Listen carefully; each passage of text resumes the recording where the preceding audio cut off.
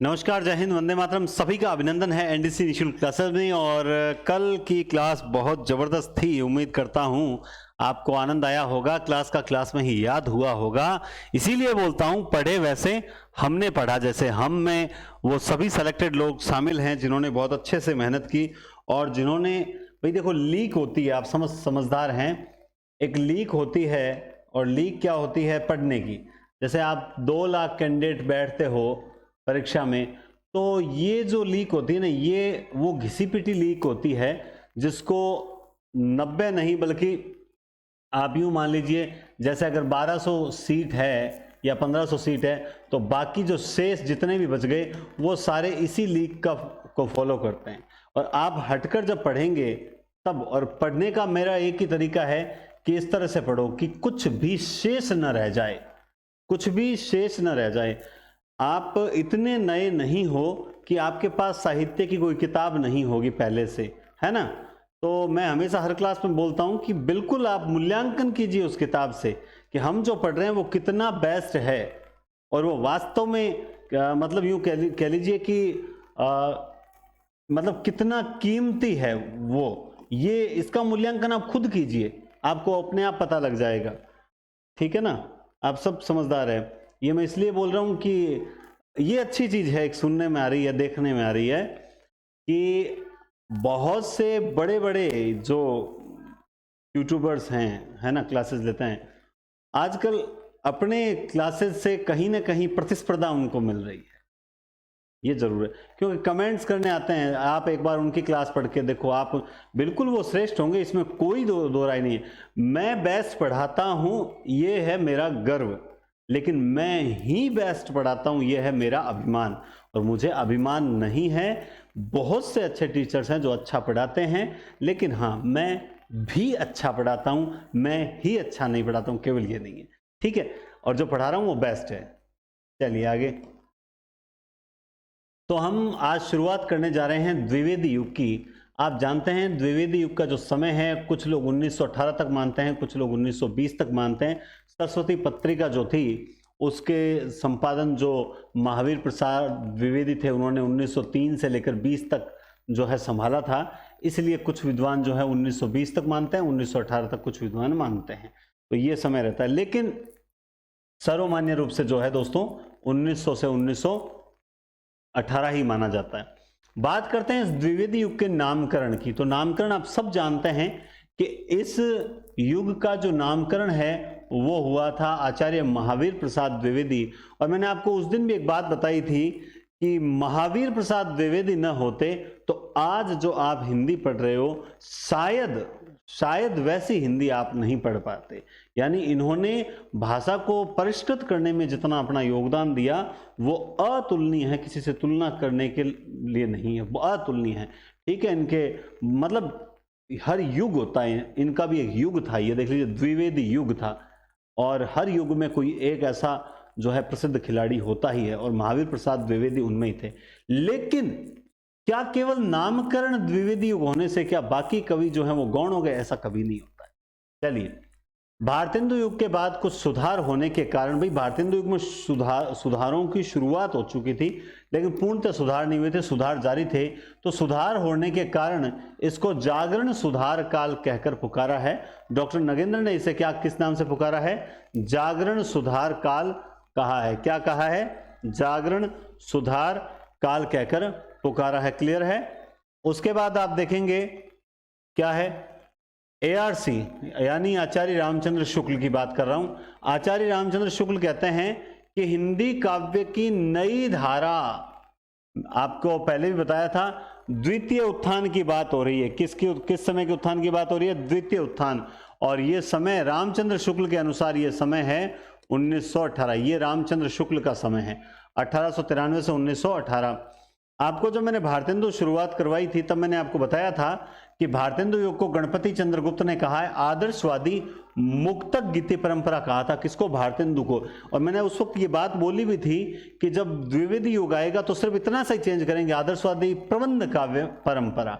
क्योंकि इस काल में भारतेंदु में एक भी प्रबंध काव्य आपको देखने को नहीं मिलेगा, लेकिन इस काल में आपको प्रबंध काव्य भी देखने को मिलेंगे। ठीक है, तो आदर्शवादी प्रबंध काव्य परंपरा। फिर आगे चलते हैं कि काव्य भाषा ब्रज भाषा के स्थान पर, यानी भारतेंदु युग में तो केवल गद्य पर ज्यादा फोकस था, पद्य उस वक्त भी ब्रज ही थी कहीं ना कहीं, इसीलिए वही परंपरागत छंद थे। लेकिन अब जो है वो पद्य भी जो है वो किसमें प्रतिष्ठित हो चुका था, खड़ी बोली में प्रतिष्ठित हो चुका था। और सबसे बड़ा जो श्रेय है पद्य में ब्रज भाषा के स्थान पर खड़ी बोली को प्रतिष्ठित करने का, सबसे बड़ा जो श्रेय है वो सरस्वती पत्रिका को हो जाता है। और सरस्वती पत्रिका में भी आप यूं मान लीजिए महावीर प्रसाद एमपीडी को जाता है। किसको जाता है? वो जाता है महावीर प्रसाद द्विवेदी को जाता है। ठीक है। हिंदी के विकास, हिंदी मतलब खड़ी बोली हिंदी के विकास को नई दिशा देने वाली दो संस्थाएं हैं। मतलब ये खड़ी बोली हिंदी का विकास हुआ, बढ़िया हुआ, सब हुआ, लेकिन इस खड़ी बोली हिंदी को जो है वो यूं मान लीजिए कि विकास में दो संस्थाएं जो है उसको श्रेय दिया जाता है इन दो संस्थाओं को। एक तो है नागरिक प्रचारणी सभा काशी, ठीक है, और जिसकी स्थापना 1893 ईस्वी में हुई थी 16 जुलाई। और यहां से एक इसी नाम से एक पत्रिका भी निकलती थी, जो पत्रिका कैसी थी? त्रैमासिक थी। यहीं से एक पत्रिका भी निकलती थी, जो पत्रिका कैसी थी? त्रैमासिक पत्रिका थी। सरस्वती पत्रिका दूसरी है, ये मासिक थी। नागरिक प्रचारणी जो है वो कैसी थी? वो तो थी त्रैमासिक, और इसके साथ में जो सरस्वती पत्रिका है वो कैसी थी? वो थी मासिक। क्लियर बात है? अब आगे आइए देखिए। हाँ जी, एक सेकंड। ठीक है, अब सबसे पहले नागरिक प्रचारणी सभा की हम थोड़ी सी बात करते हैं। नागरिक प्रचारणी सभा, लेकिन देखो आपको एक चीज के बारे में और ध्यान रखना पड़ेगा, जिसका नाम है इंडियन प्रेस। क्या नाम है? Indian press. इस नाम को भी आप याद रखना। इसकी स्थापना जो हुई थी 1899 ईस्वी में हुई थी। और ये क्यों इंपॉर्टेंट है इसके बारे में बताना चाहता हूं। आपने अभी पढ़ा था सरस्वती पत्रिका 19, तो ये जो सरस्वती पत्रिका जो प्रकाशित होती थी ना, सरस्वती पत्रिका जो है ये प्रकाशित होती थी ना, इसको ये प्रकाशित कहां से होती थी? इंडियन प्रेस से प्रकाशित होती थी सरस्वती पत्रिका। और ये पहले तो काशी से ही प्रकाशित होती थी, बाद में ये जो है प्रयाग से प्रकाशित होने लगी थी। पहले तो ये कहां से प्रकाशित होती थी? काशी से ही प्रकाशित होती थी। बाद में ये कहां से प्रकाशित होने लगी? प्रयाग यानी इलाहाबाद से प्रकाशित होने लगी महावीर प्रसाद द्विवेदी के समय। नागरिक प्रचारणी सभा की बात करूं तो इसके जो संस्थापक थे, इसके संस्थापक हैं श्याम, राम और शिव, है ना। तो तीनों देवता इस सभा के संस्थापक थे। श्याम सुंदर दास, राम नारायण मिश्र और शिव कुमार सिंह। याद रखना यहां पर कितनी इजी चीज है ये, लेकिन यहां किस चीज पे हमें कंसंट्रेशन करना है, एकाग्र रहना है। श्याम सुंदर दास आपको याद रहेगा, राम नारायण मिश्र है, इस बात का ध्यान रखना, नंबर 1। शिव कुमार सिंह है, इस बात का ध्यान रखना। वर्तमान में ऐसे क्वेश्चन बन रहे हैं और आएंगे भी कि आप यूं मान लीजिए कि वो नाम चेंज कर देंगे। राम हम याद कर लेते हैं रामचंद्र, अब रामचंद्र वर्मा है, शुक्ल है या क्या है। तो ये पीछे जो कास्ट होती है ना, इस पर भी थोड़ा फोकस रखना है ना। ये तो थे संस्थापक सदस्य राम श्याम शिव, लेकिन इसके प्रथम अध्यक्ष कौन थे? तो अब राम श्याम शिव तो तीनों पुरुष हो गए, तो नारी को आकर्षण होना चाहिए कि नहीं होना चाहिए? आकर्षण क्या, आरक्षण होना चाहिए कि नहीं होना चाहिए? ठीक है, तो राधा कृष्ण ये क्या हो गए? राधा कृष्ण दास जो है, राधा को बना दिया इसका अध्यक्ष। तो प्रथम अध्यक्ष का नाम है राधा, और राधा है वहीं कृष्ण है, कृष्ण है वहीं राधा है ना। तो राधा कृष्ण दास इसके प्रथम अध्यक्ष थे। ठीक है, श्याम सुंदर दास ने इसका जो नेतृत्व संभाला था मुख्य रूप से 1900 से 1908 तक। इसकी स्थापना जो हुई थी, कब हुई थी अभी देख लीजिए आप, 1893। समझ गए? तो यानी आप यूं समझ सकते हैं कि 1893 से 1900 तक तो रहे थे राधा कृष्ण दास। ठीक है, 1900 से 1908 तक रहे थे श्याम सुंदर दास। ठीक है, 1908 से 1916 तक रहे थे अपने मिश्र बंधु श्याम बिहारी सुखदेव बिहारी। तो ये बाद का काल है। ठीक है ना। आप ये सोचोगे सर ये 1-2 क्या है? पहले राधाकृष्ण दास ही, उसके बाद श्याम सुंदर दास ने 1900 से 1908 तक संभाला। फिर श्याम बिहारी सुखदेव बिहारी मिश्र बंधुओं ने 1908 से 1916 ईस्वी तक ये संभाला था, इसका दायित्व। इस सभा द्वारा हिंदी के प्रचार प्रसार के लिए 1910 ईस्वी में हिंदी साहित्य सम्मेलन प्रयाग, है ना, काशी की स्थापना की गई। प्रयाग मतलब काशी, आप यूं काशी याद रखो, प्रयाग वरयाग याद करने की जरूरत नहीं है, ठीक है ना। वाराणसी, अब कई बार होता है कि वाराणसी यही तो है, वाराणसी में इसकी अध्यक्षता, जब ये सम्मेलन हुआ था वाराणसी काशी में हुआ था, है ना, वाराणसी काशी में हुआ था जब ये सम्मेलन, ठीक है। वाराणसी काशी एक ही है रे भाई, हमारे एक मित्र थे बोलते थे अरे गुरुजी दोनों अलग अलग हैं, है ना, या एक ही है, अभी तक भी कोई मानता है क्या एक ही है। तो इसकी अध्यक्षता की थी मदन मोहन मालवीय व पुरुषोत्तम दास टंडन, इन दोनों ने जो है क्या की थी, इसकी अध्यक्षता की थी। कोई खास प्रश्न नहीं है, लेकिन आजकल क्या है कि जो बेसिक जानकारी है वो होनी चाहिए, क्योंकि प्रश्न कई बार 150 में से एक प्रश्न अगर इसका बन जाए तो कोई फर्क नहीं पड़ता, इसीलिए बन भी सकता है। इस पत्रिका, तो ये बात हो गई वहां उसकी नागरिक प्रचार निकासी की। अब आप देखो 1900 ईस्वी में सरस्वती पत्रिका। सरस्वती पत्रिका को जानने से पहले सबसे इंपॉर्टेंट चीज ये है कि ये किसके दिमाग की उपज थी, चिंतामणि घोष। सबसे पहले इसको मतलब इसका जो आइडिया था वो किसका था, चिंतामणि, यानी इसकी चिंता चिंतामणि ने की थी। किसने की थी, चिंतामणि ने, और इसीलिए प्रथम प्रकाशक चिंतामणि घोष ही कहलाते हैं, चिंतामणि घोष कहलाते हैं। लेकिन प्रथम संपादक की बात करूं तो वो है श्याम सुंदर दास। प्रथम संपादक कौन है इसके, श्याम सुंदर दास।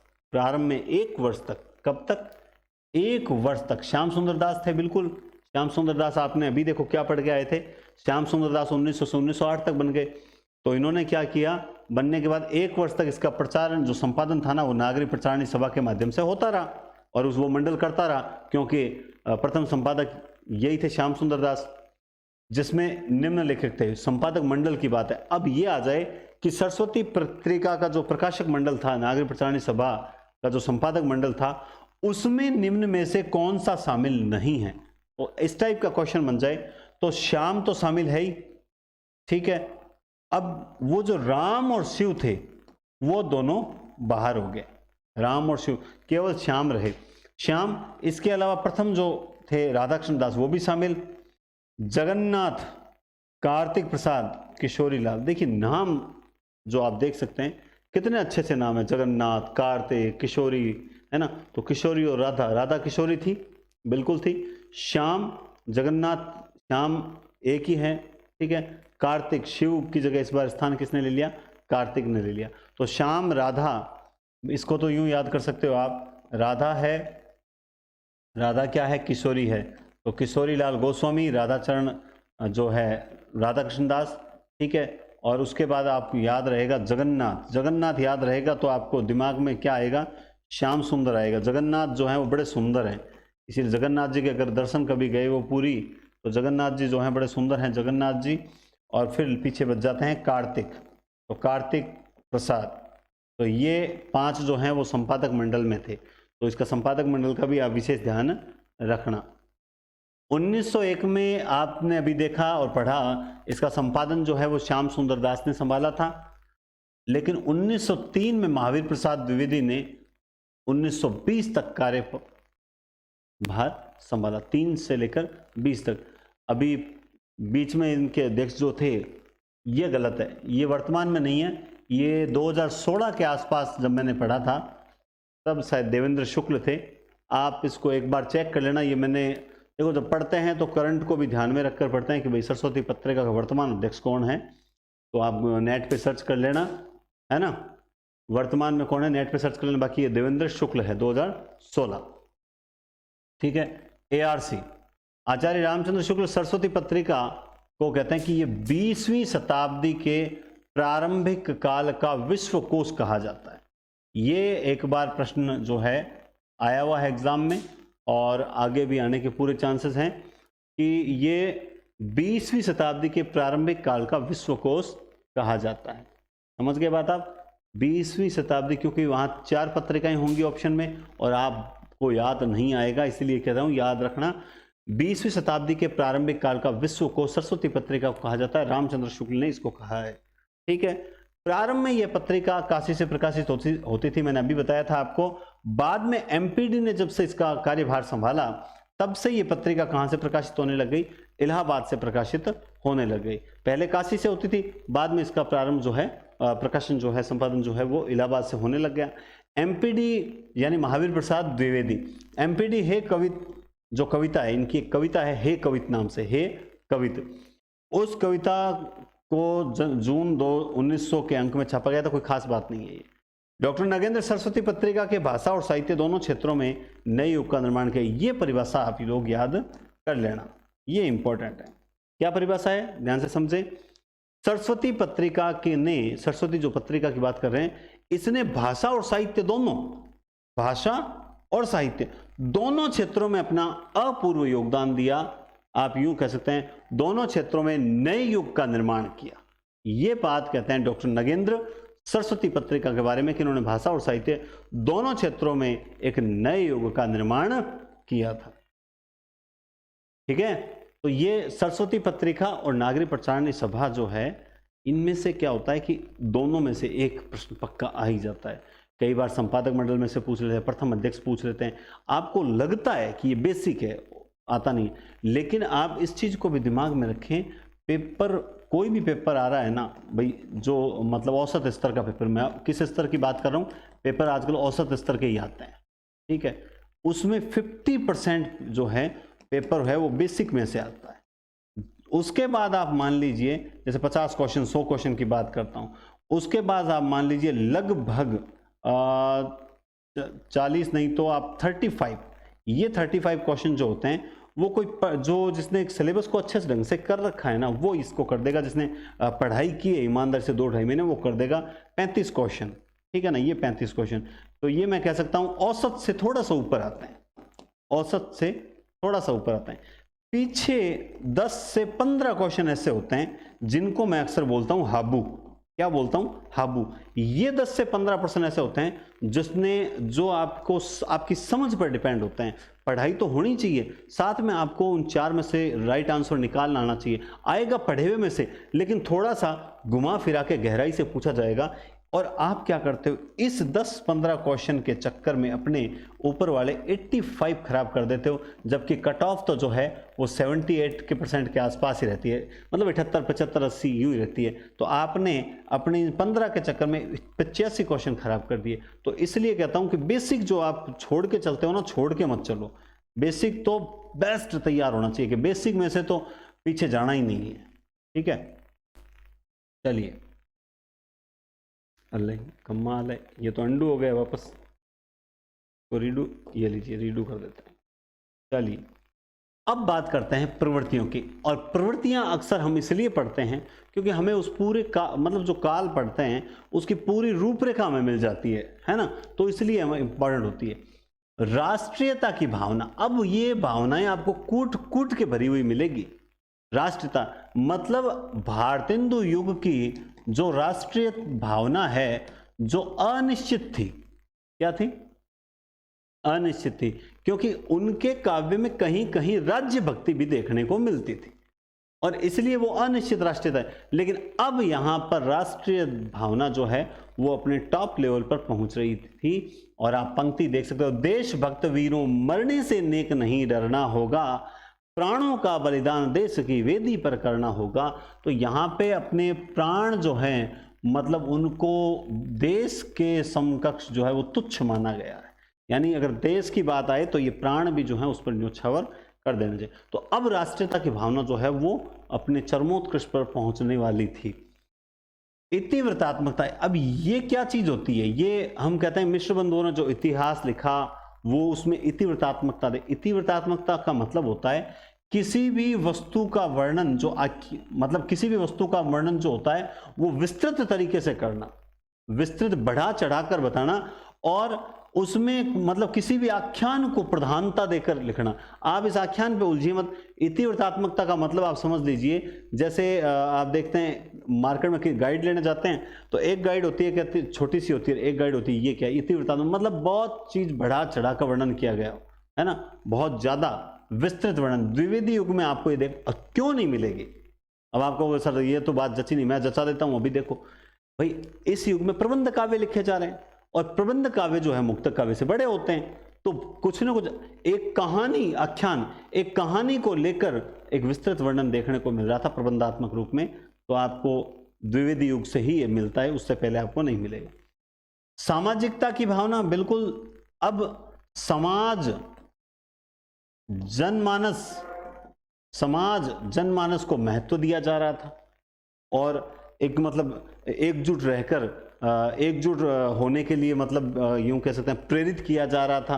तो ये सामाजिकता की भावना आपको भारतेंदु युग में इतनी देखने को नहीं मिलती है, रीतिकाल में बिल्कुल भी नहीं मिलती।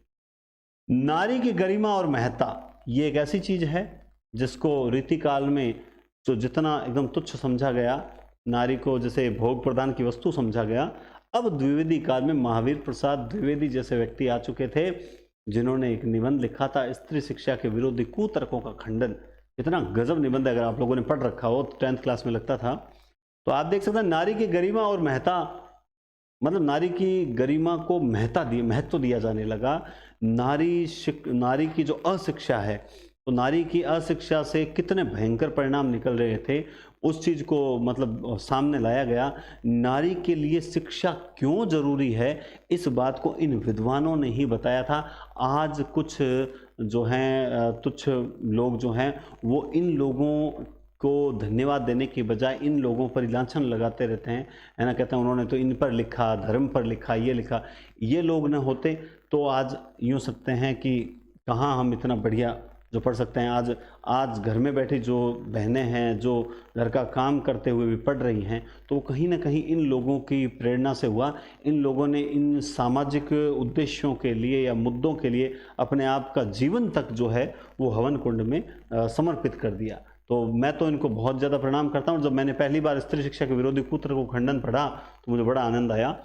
नारी की गरिमा और महत्व, और गरिमा को महत्व क्यों नहीं दिया। साकेत, आप एक ऐसा ही उदाहरण लीजिए, साकेत को आप एक ऐसा ही उदाहरण के रूप में देख सकते हैं कि केवल राम के त्याग की बात हुई, लक्ष्मण के त्याग की बात हुई, लेकिन उस उर्मिला की कोई बात नहीं हुई। उस उर्मिला की कोई बात नहीं, उसमें नारी की गरिमा कि उस नारी के त्याग को बताया गया। नारी को पल पल कदम कदम पर कितना त्याग करना पड़ता है ना। नारी को त्याग करना पड़ता है, क्लास लेने के लिए भी त्याग करना पड़ता है। लेकिन अगर बच्चे ने बोल दिया घर में कि मम्मी मुझे खाना खिलाओ, तो पहले तो माँ को क्लास छोड़ के जाके एक बार रोकनी पड़ेगी और खाना खिलाना ही पड़ेगा। किसी ने कह दिया ये काम करो, तो वो बेचारी अपने यूँ मान लीजिए कि अपने हितों पर कुठाराघात से हो रहा है एक तरह से। उनके मतलब अपने जो खुद की निजी लाइफ है उसको छोड़कर अपने यूं कह सकता हूँ अपने जो लक्ष्य हैं उनको भी एक बार साइड में रखकर पहले अपने पारिवारिक जो दायित्व है, कर्तव्य हैं, उनका निर्वहन करती है, उसके बाद जाकर कहीं क्लास पढ़ती है। और हम जो जेंट्स हैं, मोस्टली मैं जेंट्स बता रहा हूँ, जो भी मेरे भाई बंधु देख रहे हैं, मैं अपने आप को शामिल करता हूँ। हम लोग बाहर काम करके आते हैं, काम करके आगे बाद बोलते हैं अब थक गए, चाय बैठे को पिलाओ, पानी बैठे को पिलाओ, सब कुछ बैठे को पिलाओ। लेकिन वहीं हम मतलब चलो इसको एक दूसरा उदाहरण बताता हूँ। जैसे हम कहीं से घूम के आ रहे हैं, घूम के आके बैठे घर में, ताले वाले खोले, घर के अंदर बैठने के बाद सब तो बैठ जाते हैं और हम क्या कहते हैं, जो लेडीज़ होती है घर में उसको बोलते हैं जहाँ तू चाय बना, तू पानी पिला, तू ये कर, तू ये कर। ये नहीं सोचते कि जितना हम थके हुए हैं वो उतनी ही थकी होगी। ये एक मानवीयता की बात कर रहा हूँ, आपको हो गई ज़्यादा बड़ी बड़ी बातें मत कर, लेकिन वास्तविकता से परिचित करवा रहा हूँ। मैंने अपने आप को भी इंक्लूड किया। अक्सर हम ये बोलते हैं, ये हमारी ह्यूमैनिटी बन चुकी है ना। तो वही चीज़ है, ये लोग ना होते तो शायद आप लोग आज क्लास नहीं देख रहे होते, मेरा ऐसा मानना है। आदर्शवाद की प्रतिष्ठा बिल्कुल की थी। यहाँ पर एक नारी को आदर्श माना गया था। साकेत जैसे जो काव्य लिखे गए है ना, उसमें एक नारी को आदर्श माना गया था। ये बहुत बड़ी बात थी अपने आप में। ऐसे बहुत से काव्य अभी तक हम पढ़ेंगे। अभी तक हम नाथूराम शर्मा शंकर को पढ़ेंगे, मैथिली शरण गुप्त की और भी रचनाएं पढ़ेंगे, यशोधरा पढ़ेंगे हम लोग अभी तक तो, ठीक है। प्रकृति वर्णन की बात करें तो दिवस एक उदाहरण है। ये पंक्ति बहुत पेपर में आती है, आप जानते ही हैं। और दिवस का अवसान समीप था, गगन था कुछ लोहित हो चला, तरु शिखा पर थी अबराज थी, गगन कुल वल्लभ की प्रभा। ये पंक्तियां हैं 4। तो ये जो हरियोध की पंक्तियां हैं, किसकी है ये हरियोध की पंक्तियां हैं, अयोध्या सिंह उपाध्याय, हरियोध।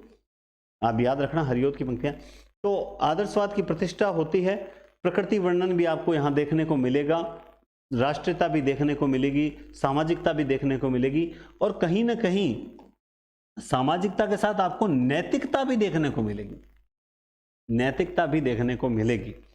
जो अपने प्रिय प्रवास है ना, वैदेही वनवास है, इस प्रकार के जो काव्य लिखे गए हैं उनमें आपको नैतिकता भी देखने को मिलेगी। आप बात करेंगे जब हास्य व्यंग्य क्या यहाँ पर था क्या, तो हम कहेंगे बिल्कुल बाल मुकुंद गुप्त जो है वो बहुत बड़े हास्यकार थे। बाल मुकुंद गुप्त जो है वो बहुत बड़े हास्यकार, व्यंग्यकार थे। आज रचनाओं में देखो, इस बार अपने जैसे पिछली बार 12वीं में थी, इस बार है आरओ में शायद है, वो जैसे वो पतंग कविता, मैं आलोचना नहीं कर रहा हूँ, मेरी उद्देश्य वैसा नहीं, जैसे पतंग कविता है उसमें बच्चों का थोड़ा मनोरम, चलो ठीक है, कैमरे में बंद अपाइज बता दिया। वो गजानन माधव मुक्तिबोध की वो जो अंधेरे में ये उषा कविता है, थोड़ा सा बता दिया।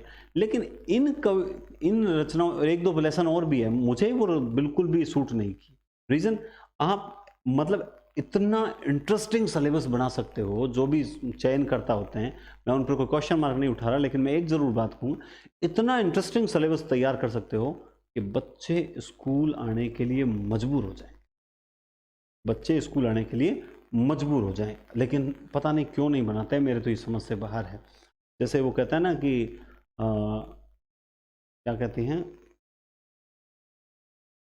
कि लिखो तो कुछ ऐसा लिखो कि कलम भी रोने को मजबूर हो जाए, लिखो तो कुछ ऐसा लिखो कि कलम भी रोने को मजबूर हो जाए, हर शब्द में वो दर्द पैदा करो कि लोग पढ़ने को मजबूर हो जाए, है ना। तो वैसे ही अगर एक मतलब कुछ सिलेबस तैयार करो तो कुछ ऐसा तैयार करो कि बच्चे पढ़ने को मजबूर हो जाए, है ना। और हर लेसन में वो हास्य व्यंग्य और नैतिकता डालो कि बच्चे स्कूल आने को मजबूर हो जाएं। इस तरह का सिलेबस भी तैयार किया जा सकता है। लेकिन पता नहीं जो हैं क्या कहें किससे कहें कहना है बेकार, क्या कहें किससे कहें कहना है बेकार, शकरकंद के खेत में बकरे पहरेदार, है ना। तो व्यंग्य ये भी है। अब आप समझ गए होंगे, मैंने आपको दो उदाहरण बता दिए हास्य और व्यंग्य के, ठीक है।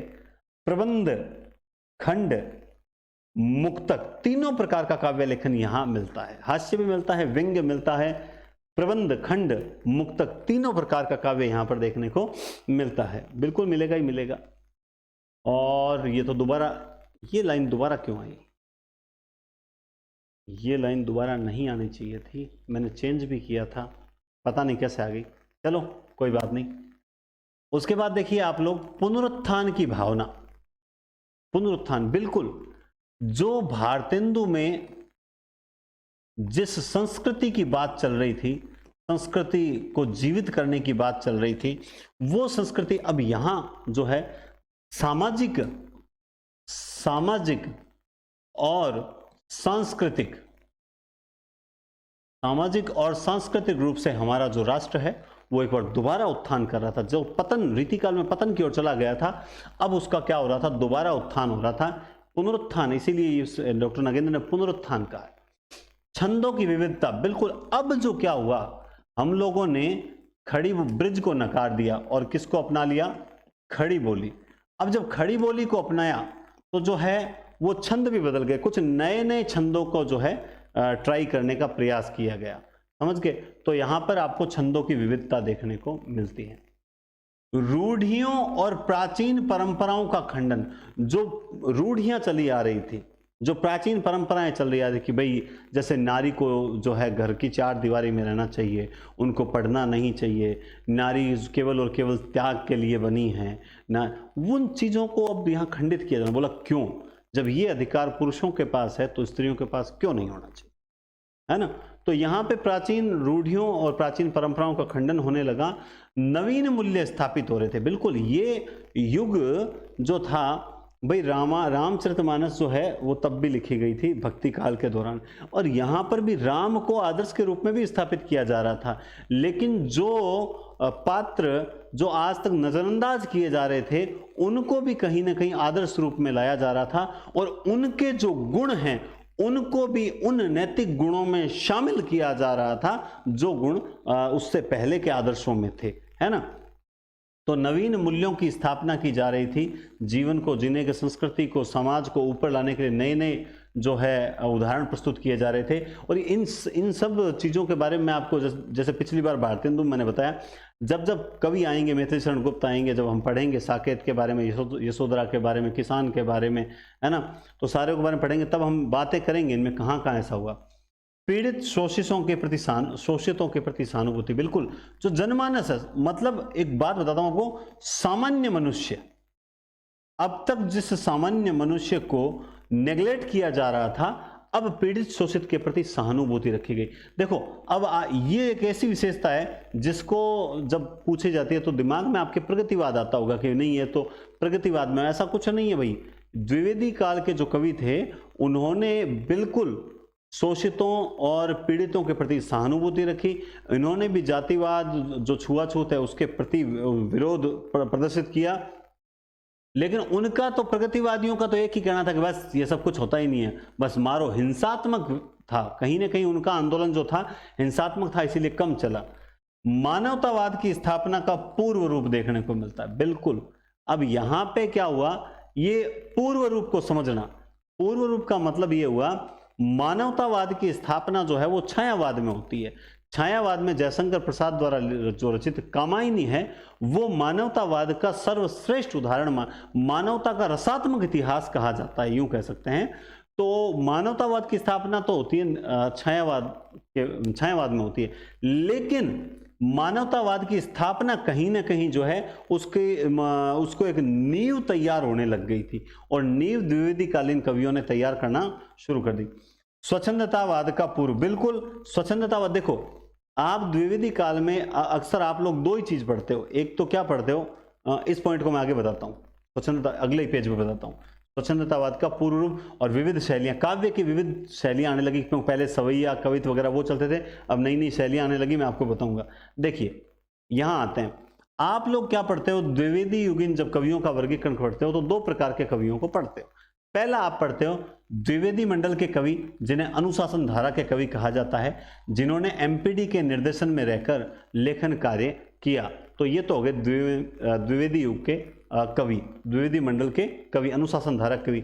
और एक आपने कह दिया द्विवेदी मंडल के बाहर के कवि, ये हो गए द्विवेदी मंडल के बाहर के कवि, ठीक है। और एक हो गया स्वच्छंद धारा के कवि। तो हिसाब से तो ये एक, ये दो, और यहां एक पॉइंट और बनना चाहिए, 3 स्वच्छंद धारा के कवि, है ना। लेकिन हम लोग द्विवेदी युग में, हम लोग या किताबें क्या करती हैं, दो प्रकार से बांटती है, पहला द्विवेदी मंडल के कवि और दूसरा द्विवेदी मंडल के बाहर के कवि, जिन्हें हमने नाम क्या दे दिया, हमने नाम दे दिया स्वच्छंद धारा के कवि। लेकिन ऐसा नहीं है, स्वच्छंद धारा के जो 3-4 कवि हैं वो अपने आप में बिल्कुल, मतलब वो थोड़े से अलग हैं। जैसे मैं आपको यहां बताता हूं, जैसे आपको यहां थोड़ा सा एग्जाम्पल दे देता हूं। नंबर 1, ये द्विवेदी काल के कवि, ठीक है, ये जो द्विवेदी काल के बाहर के कवि, और ये है स्वच्छंद धारा। तो अब द्विवेदी काल में जैसे आप पढ़ोगे तो मैं 3 बताता हूं। सबसे पहले एमपीडी महावीर प्रसाद द्विवेदी, एमएसजी मैथिली शरण गुप्त, और जो है अयोध्या सिंह उपाध्याय, क्या दोगे सर, सारे अयोध्या सिंह उपाध्याय। तो ये जैसे मान लो एक बार 3 कवि बता दिए, ये हो गए द्विवेदी मंडल के तीनों कवि हो गए। अब इसके बाहर के कवि कौन हैं, तो आप देखोगे नाथूराम शर्मा शंकर, लाला भगवान दीन, ठीक है, लाला भगवान दीन। इसके अलावा जैसे गया प्रसाद शुक्ल स्नेही, गया प्रसाद शुक्ल स्नेही। तो ये आ जाएंगे कुछ ऐसे बाहर के कवि, मैं आप जब करवाऊंगा तब बताऊंगा। लेकिन ये स्वच्छंद धारा के कवि भी थे, और उनमें 3 नाम बहुत इंपॉर्टेंट है दोस्तों। एक है राम नरेश त्रिपाठी, ठीक है। दूसरा है अपने श्रीधर पाठक, राम नरेश त्रिपाठी, श्रीधर पाठक। और तीसरे हैं मुकुटधर पांडे, 1859 में जन्म हुआ था मुकुटधर पांडे। तो ये इस प्रकार से ये द्विवेदी कालीन कवि हैं, ये द्विवेदी काल के बाहर के कवि हैं। नाथूराम शर्मा हो गए, अपने लाला भगवान दीन हो गए, अपने गया प्रसाद शुक्ल स्नेही हो गए, एक देवी प्रसाद पूर्ण हो गए, है ना ये। और ये 3 कवि जो हैं ये स्वच्छंद धारा के कवि हैं। तो अगर आपसे द्विवेदी कालीन स्वच्छंद धारा के कवियों के बारे में पूछा जाए ना, देखो स्वच्छंद धारा यानी छायावाद से प्रभावित, स्वच्छंद धारा यानी छायावाद से, और छायावाद का पूर्वाभास और मानवतावाद का पूर्वाभास आपको द्विवेदी काल में देखने को मिलता है। तो छायावाद से टच रहने वाले, यूं कह सकता हूं, छायावाद का जिन कवियों पर प्रभाव था या द्विवेदी काल में स्वच्छंद धारा के कवि कौन कौन से थे, तो ध्यान रखना, एक तो राम नरेश, इनका नाम आएगा, दूसरा मुकुटधर पांडे जो द्विवेदी काल में छायावाद से प्रभावित है, और तीसरा है अपने श्रीधर पाठक।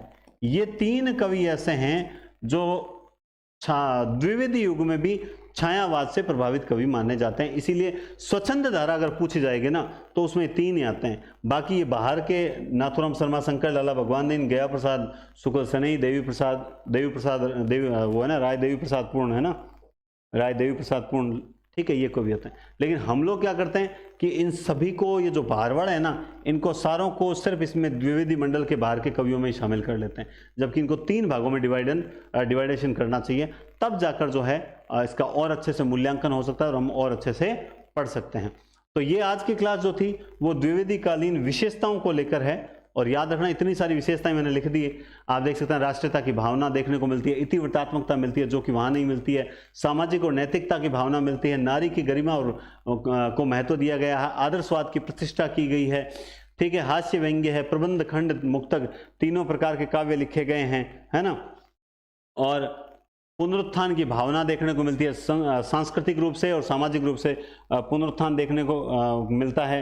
इसके अलावा जैसे इसमें आप यूं कह सकते हैं कि नवीन मूल्यों की भी स्थापना की गई है, पीड़ित शोषित सामान्य जन को महत्व दिया गया है, मानवतावाद स्वच्छंदतावाद का पूर्वाभास है, और काव्य की विविध शैलियों का भी प्रयोग किया गया है ना, काव्य विविध शैलियों, चाहे मुक्तक हो, प्रगीत शैली हो, है ना, इस प्रकार से। तो ये हो गई विशेषता। अब कल हम जो पढ़ेंगे वो पढ़ेंगे, क्या पढ़ेंगे कल हम पढ़ेंगे सबसे पहले महावीर प्रसाद द्विवेदी, मैथिली शरण गुप्त, कल हम कवियों को पढ़ेंगे। और ये जो क्लासेस हैं जो द्विवेदी काल में महावीर प्रसाद द्विवेदी, मैथिली शरण गुप्त को लेकर, आप जानते हैं कि महावीर प्रसाद द्विवेदी हो, मैथिली शरण गुप्त हो, या फिर जयशंकर प्रसाद आगे हम पढ़ेंगे, निराला हो, वर्तमान में जो पेपर आ रहे हैं ये हम लोग क्या करते हैं, इन प्रमुख कवियों को रट लेते हैं कि यार इनमें से तो एक प्रश्न आएगा ही आएगा, अगर छायावाद पूछ रहे हैं तो इनमें से तो एक प्रश्न आएगा ही आएगा। लेकिन ऐसा नहीं है। हमें जो आज तक हम जिनको छोटे कवि समझ रहे थे, कभी कभी छोटा नहीं होता है, तो जिनको हम मतलब जिसे 4 लाइन में पढ़ पा रहे हैं या जिसकी 2 ही रचनाएं हम हमारी नज़र में वो छोटा कवि है, क्या वो छोटे ही मैं याद कर लेसूँ, है ना, तो वो छोटे नहीं हैं, बल्कि उनकी रचनाओं को आज तक नज़रअंदाज करते रहे, उनके काव्य की विशेषताओं को नज़रअंदाज करते रहे, हमें उन पर ज़्यादा फोकस करना है, क्योंकि पेपर अब प्रमुख कवियों से कम बनता है, जो आसपास के कवि होते हैं वहाँ से ज़्यादा बन रहा है, तो हम भी उसी तरीके से पढ़ेंगे। इसके अलावा आपको जो है हिंदी पॉइंट एप्लीकेशन जो है उस पर टेस्ट सीरीज अपनी चल रही है, और बहुत जल्द, बोलो सर बहुत जल्द, कितनी जल्द, देखो अभी तक भी कहीं ना कहीं थोड़ी सी आप में निरस्ता है, पढ़ने में आलस्य है, और एक अभी तो वो जोश जुनून नहीं है। जैसे ही अपना आधुनिक काल खत्म होगा, उसके आधुनिक काल की लास्ट क्लास से पहले आपको 21 टेस्ट का शेड्यूल मिलेगा, तय है अब 21 टेस्ट का शेड्यूल आधुनिक काल की लास्ट क्लास से पहले आपको मिल जाएगा। तो जिसने भी ऐप डाउनलोड नहीं किया वो ऐप डाउनलोड करें और टेस्ट सीरीज का आनंद लें, नोट्स प्रिंट निकलवाएं, यहीं पर मिलेंगे आपको नोट्स। कोई भी टेस्ट सीरीज परचेज करोगे उसके साथ नोट्स जो हैं वो निःशुल्क आपको मिल जाएंगे। बहुत बहुत धन्यवाद, टेक केयर, शुभ रात्रि।